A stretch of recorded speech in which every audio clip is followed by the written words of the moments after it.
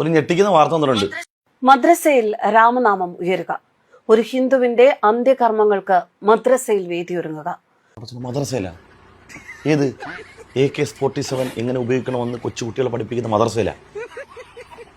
അയ്യോ, ഒരു ഹിന്ദു സഹോദരിയുടെ മൃതശരീരം പൊതുദർശനത്തിന് വേണ്ടി മദ്രസ വെച്ചെന്നാ സത്യമാണ് ചേച്ചി പറയുന്നത്. എന്നിട്ട് അത്തരം കാഴ്ചകൾ നമ്മുടെ കേരളത്തിൽ പലയിടത്തുമുണ്ട്. പക്ഷെ കണ്ണ് തുറന്ന് അത് കാണണം. അങ്ങനെ കാണാനാണ് എനിക്കിഷ്ടം.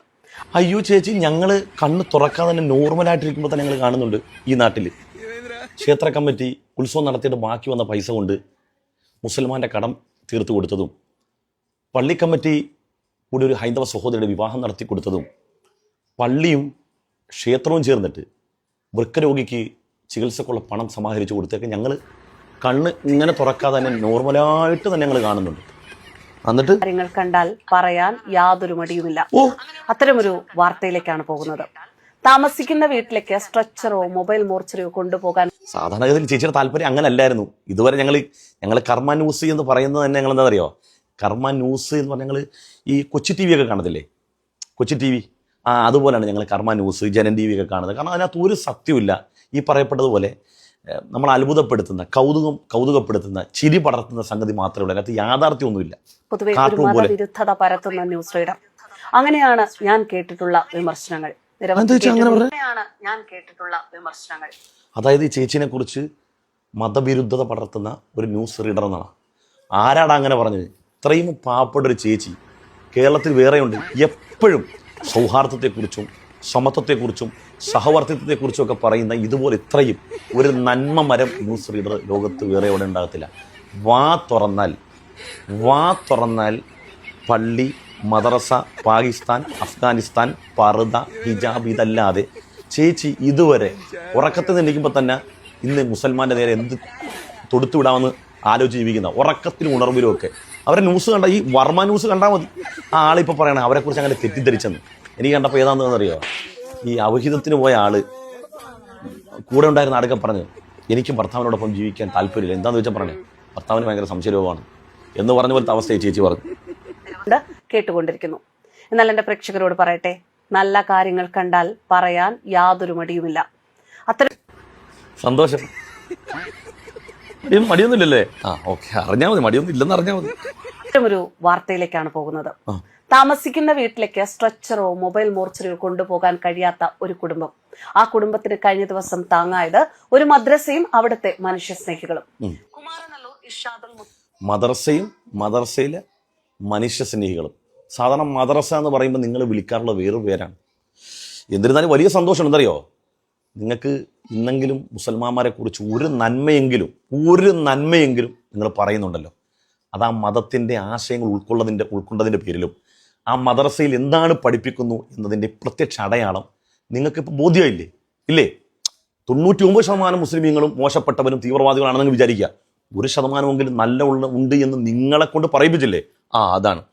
കുമാരനല്ലൂർ ഇർഷാദുൽ മുസ്ലിം മദ്രസയിലെ മുറ്റത്ത് വെള്ളവിരിച്ച പന്തലിൽ പെരുമ്പാലയിൽ ഓമന രാജേന്ദ്രന്റെ മൃതദേഹം കിടത്താൻ സൗകര്യം ചെയ്തു കൊടുത്ത എട്ടാനൊന്നും ഇല്ലെന്ന്. പ്രളയകാലത്ത് എന്തായിരുന്നു?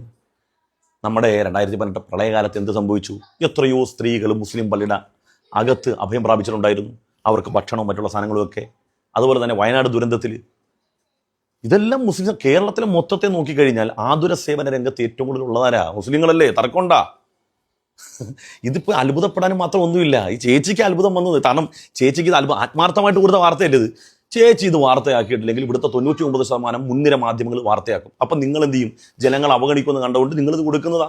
അല്ലാതെ നിങ്ങൾക്ക് മുസൽമാന്മാരോട് സ്നേഹമുള്ളത് കൊണ്ടല്ല. നിങ്ങൾ ഇതുവരെ പ്രചരിപ്പിച്ച വാർത്ത വെച്ച് നോക്കുമ്പോൾ ഈ വാർത്ത ഒരു തരത്തിലും പരിഗണന അർഹിക്കുന്നതേ അല്ല.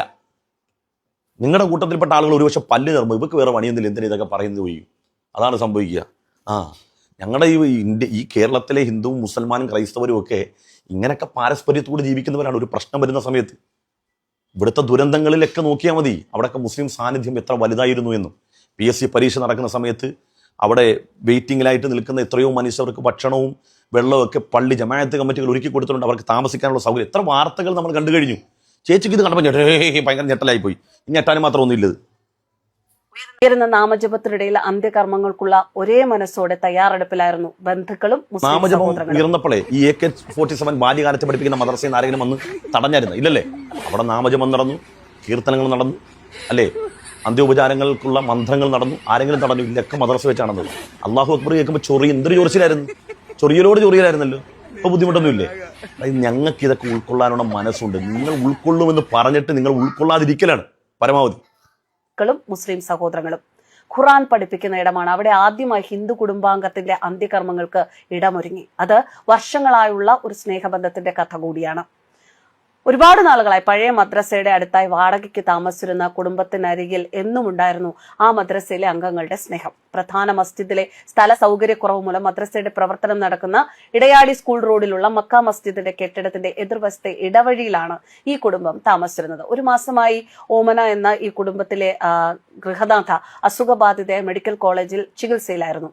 വ്യാഴാഴ്ച രാത്രിയാണ് മരണം സംഭവിച്ചത്. മരണം സംഭവിക്കുമ്പോൾ ആ മരണത്തിന്റെ ദുഃഖത്തിനൊപ്പം അമ്മയുടെ മൃതദേഹം എവിടെ വെക്കുമെന്നോർത്ത് മകൾ ജ്യോതികയും ഭർത്താവ് രാജേന്ദ്രനും അങ്കലാപ്പിലായിരുന്നു. ഒരാൾക്ക് കഷ്ടിച്ച് നടക്കാൻ മാത്രം പറ്റുന്ന ഒരു നിങ്ങൾ പോയി ആരിഫ് ഹുസൈനെ മറ്റേ പ്രസംഗമില്ലേ, അവിശ്വാസികളെ കണ്ടെടുത്ത് വെച്ച് കൊല്ലണം, അവിശ്വാസിയുടെ വെളിച്ചം പോലും മുസൽമാന്റെ വീട്ടിലോട്ട് വരാൻ പാടില്ല എന്ന് പറയുന്ന പ്രസംഗമില്ലേ, അതൊക്കെ പോയിട്ട് ഇങ്ങനെ കേട്ടിട്ട് ഉൾപ്പുളകം കൊള്ളുക. പോയിച്ചു വരട്ടെ.